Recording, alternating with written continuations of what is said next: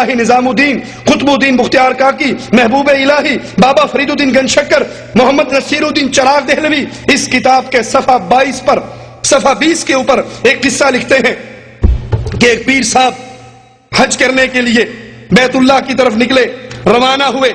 جس روز خواجہ ابراہیم توبہ کی، جس قدر آپ کے پاس غلام تھے ان کو آزاد کیا، حج کے لیے روانہ ہوئے، ہر قدم پہ 2 رکعتیں ادا کرتے، 14 سال کے عرصے میں خانہ کعبہ پہنچے تو کیا دیکھتے ہیں کہ بیت اللہ اپنی جگہ پہ ہے ہی نہیں ہے۔ آخری توہین رسالت کا آخری نمونہ دکھا کے بات ختم کرتا ہوں۔ 14 سال تک یہ پھٹیک پھگت کے بیت اللہ بڑھیا تھے، کعبہ ہی کوئی نہیں سی، کوٹھا ہی کوئی نہیں ہوتے۔ یہ بڑا پریشان بھی کعبہ کہنوں گیا، بڑے پریشان ہوئے، کعبہ کہاں ہے؟ آپ کو حیرت ہوئی، آواز آئی، اے ابراہیم صبر کر، کعبہ ایک بڈھی کی زیارت کرنے کے لیے گیا ہے، کعبہ ایک بڑھیا کی زیارت کرنے کے لیے گیا ہے۔ لوگوں سے پوچھا کہاں گیا؟ لوگوں نے کہا صبر کرو ابھی آ جائے گا۔ کہا گیا کہاں ہے؟ کہا ادھر نو گیا ہے۔ بڑے کھلے روڈ سر کے کعبہ ٹرتا جا رہا ہے، ویل لگے سنے نو۔ اس سے بڑی توہین ذرا سنیے، پورا قصہ سنیے اور پھر اس کفر کو پیش کیجئے اپنے دلوں اور عقیدوں اور ایمان کے اوپر۔ کہا ہم بھی اسی راستے پر چلے، چلتے چلتے کیا دیکھا کہ کعبہ جنگل میں پہنچ چکا ہے، وہاں رابعہ بصری بیٹھی ہوئی ہے، کعبہ اس کا طواف کر رہا ہے۔ وہ رابعہ بصری آئی تھی حج کرنے کے لیے، راستے میں بیمار ہو گئی، آگے آ نہیں سکی، وہ جنگل میں پڑاؤ ڈال لیا، کعبہ خود جا کر رابعہ کا طواف کر کے آیا۔ رسول اللہ صلی اللہ علیہ وسلم اللہ کے پیارے حبیب علیہ الصلوۃ والسلام مدینے سے عمرہ کرنے کے لیے نکلے تھے یا نہیں؟ مقام حدیبیہ پر روک دیا گیا تھا یا نہیں؟ نبی نے عثمان کو اپنا سفیر بنا کے روانہ کیا تھا، عثمان جاؤ مکے والوں سے کہو، اپنے رشتہ داروں سے کہو ہم لڑنے کے لیے نہیں آئے، ہم تو رب کے گھر کی عبادت کرنے کے لیے، رب کی عبادت کرنے کے لیے، بیت اللہ کا طواف کرنے کے لیے آئے ہیں۔ حضرت عثمان پہنچے، کفار نے کہا تو ہمارا رشتہ دار ہے، تجھے اجازت ہے تو بیت اللہ کا طواف کر لے۔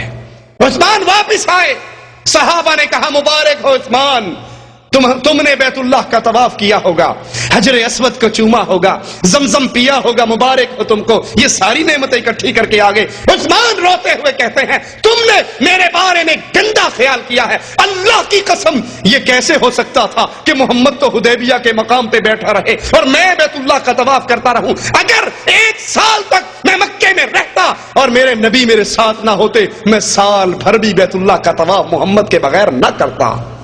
بتائیے، اللہ کے نبی مقام حدیبیہ پر بیٹھے، صلح ہوئی، نبی واپس گئے، نبی کے ساتھ اولیاء کی جماعت ہے، ابو بکر ہے، عمر ہے، عثمان ہے، علی ہے، طلحہ زبیر ہے، بیت اللہ نبی کے پاس کیوں نہیں آ گیا کہ کافروں نے آپ کو طواف کرنا نہیں دیا تو آئیے ہم آپ کے پاس آ جاتے ہیں، ہمارا طواف یہاں پہ کر لیجئے۔ نبی کو وہ مقام، وہ عزت اور وہ شان نہیں دی جاتی جو اس بوڑھی عدی کلندریہ کو دی گئی کہ وہ نہ آ سکی تو کعبہ چل کے آ گیا۔ اور اس کے بارے میں مشہور ہے کہ اس نے کہا میں جنت کے پانی سے جہنم کو بجھا دوں، جہنم کی آگ سے جنت کو جلا دوں اور بے لوث ہو کر اللہ کی عبادت کروں۔ یہ اہل ایمان کے عقیدے نہیں ہے، یہ اللہ کی توہین ہے، اس کے رسول کی توہین ہے، شریعت ایمان اسلامیہ کی توہین ہے۔ اللہ کے لیے ایمان کو پہچانیے، نبی کے مقام کو پہچانیے۔ صرف نبی کا نام آنے پر اپنے دل میں محبت کے جذبات لے آنا کافی نہیں۔ کون ہے جو نبی کی توہین کرتے ہیں؟ ان سے برات کا اظہار کیجئے، ان سے علیحدگی کیجئے، ان سے اپنے رشتے ناتوں کو توڑ لیجئے اور جڑ جائیے محمد الرسول اللہ صلی اللہ علیہ وسلم کے ساتھ۔ اللہ سے دعا ہے اللہ ہمارے گناہوں کو معاف فرمائے، اللہ ہماری خطاؤں کو معاف فرمائے، اللہ ہماری سیاہکاریوں کو معاف فرمائے۔ اقول قولی ھذا واستغفر اللہ لی ولکم ولسائر المسلمین۔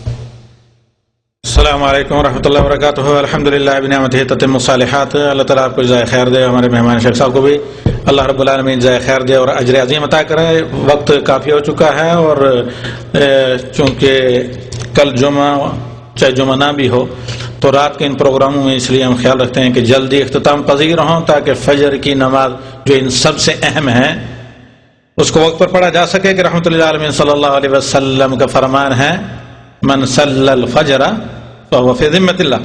اور اسی طرح عصر کے بارے میں بھی ہے، کیونکہ ان دو نمازوں میں لوگ اکثر لاپرواہی برتتے ہیں، اور اگر برتتے ہیں لیکن اگر تقریر سننے والے برتتے ہیں تو یہ ستم بالا ہے، ستم بلکہ ٹریجڈی المیہ۔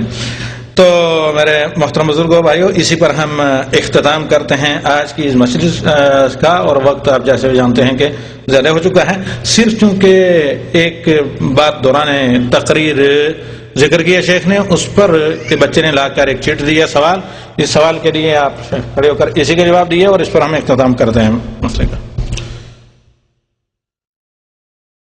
کسی بدعتی کو سلام کرنے پر اسلام کو ہلکے ہلکے کر کے توڑنے کی جو روایت ہے، اس کا حوالہ میرے علم میں تو نہیں شیخ۔ حقیقتاً یہ ہے کہ جو روایت کی گئی، بلکہ آپ کو اگر مفہوم یعنی اس پر جاننے کے لیے چاہیے تو اس سے شدید تر وعید ہے بدعتی کے لیے۔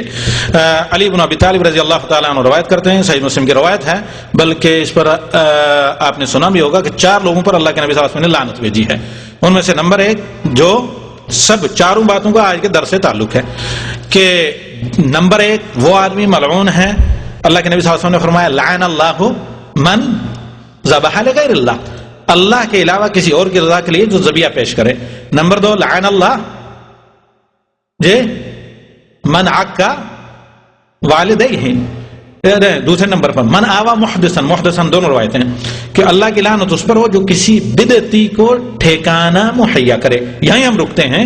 اس حدیث میں جو ہے یہ کیا ہے، الفاظ جو شیخ صاحب نے مفہوم کیا وہی ہے، لیکن حدیث اس طرح ہے کہ جس شخص نے کسی بدعتی کی توقیر کی، عزت کی، ظاہر بات ہے اسلام کے ذریعے عزت ہوگی۔ اب لفظ سلام سے آپ تلاش کریں گے تو آپ کو حدیث نہیں ملے گی، بلکہ حدیث کے لفظ جامع ہے جس میں سلام اور بہت کچھ شامل ہے، جس میں ہدیہ، تحائف، رشتے دینا وغیرہ بہت سی چیزیں شامل ہیں۔ اللہ کے نبی صلی اللہ علیہ وسلم کے الفاظ جو ہیں وہ جامع ہیں۔ آپ صلی اللہ علیہ وسلم نے کہا جس نے کسی بدعتی کی توقیر کی، عزت کی، اس نے اسلام کی حدم پر مدد کی۔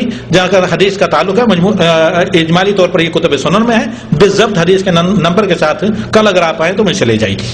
رہا مسئلہ اور شیخ کیا کہنا تمہیں؟ ہاں، تیسرے نمبر پر اللہ کے نبی صلی اللہ علیہ وسلم نے فرمایا ملعون ہے وہ شخص جو اپنے والدین کو پر لعنت بھیجے۔ اللہ تعالیٰ ان تمام برائیوں سے ہمیں بچائے اور شیخ کو جزائے خیر دے۔ اتنا بڑا بوجھ ریاض سے اٹھا کر آنے کا، اور بالخصوص چونکہ کچھ شروع میں شاید مہر و محبت کچھ رشتے بھی رہے ہیں تو لہذا زیادہ ہی معلومات ہیں ہمارے مقابلے میں۔ جزاک اللہ خیر۔ تو آئندہ اس سلسلے کو ہم جاری رکھیں گے، اور پھر افہام و تفہیم کے ذریعے آئندہ شیخ کی ملاقات کے لیے کوئی دوسرا موضوع انشاءاللہ طے کیا جائے گا۔ اور آخری ہمارے مرکز کا پیغام اور میری طرف سے آپ سن لیں، وہ یہ کہ جو شیخ نے صحیح مسلم کی حدیث آپ کے سامنے پیش کی کہ اللہ کے نبی صلی اللہ علیہ وسلم نے فرمایا والذی نفس محمد بیدہ لم یسمع بی یہودی ولا نصرانی ثم لم یؤمن بی الا کان من اصحاب النار، اور کما قال علیہ الصلوۃ والسلام، کوئی یہودی اور نصرانی جو میرے بارے میں سنے پھر مجھ پر ایمان لائے تو وہ جہنمی ہوگا۔ اور اللہ قرآن میں کیا کہتا ہے؟ کنتم خیر امۃ اخرجت للناس، اے بندہ مومن تم اللہ کی بہترین امت اس لیے صرف اپنی ذات کے لیے نہیں بلکہ تم ان لوگوں کے لیے پیدا کیا گیا ہے۔ تو ہم سب لوگ غور کریں کہ کتنے غیر مسلم یہاں جن تک آپ کے ذریعے دعوت پہنچی ہے۔ تو یہ آخری پیغام ہمارے مرکز کی طرف سے آپ لے کر جائیں کہ جتنے غیر مسلموں تک آپ کی پہنچ ہو سکے مجھ سے آ کر کتابیں لے جائیں، ان تک کتابیں پہنچائیں، بالخصوص نیپالیوں تک۔ یہ ہمارے نیپالی بھائی ہیں، عبداللہ اللہ جزائے خیر دے، بلکہ ان کو اگر ہم بڑا شیخ کریں کہیں یا بڑے شیخ کا ٹائٹل دیں تو کم نہیں، تقریباً ہر ہفتے 200 کے قریب غیر مسلم نیپالیوں تک یہ کلمہ توحید پہنچاتے ہیں کتابی شکل میں۔ تو آپ یہ کام کریں، اس پر ہم اکتفا کرتے ہیں۔ والسلام علیکم ورحمۃ اللہ وبرکاتہ۔ قال رسول اللہ صلی اللہ علیہ وسلم لأن يهدي الله بك رجلا واحدا خير لك من حمر النعم۔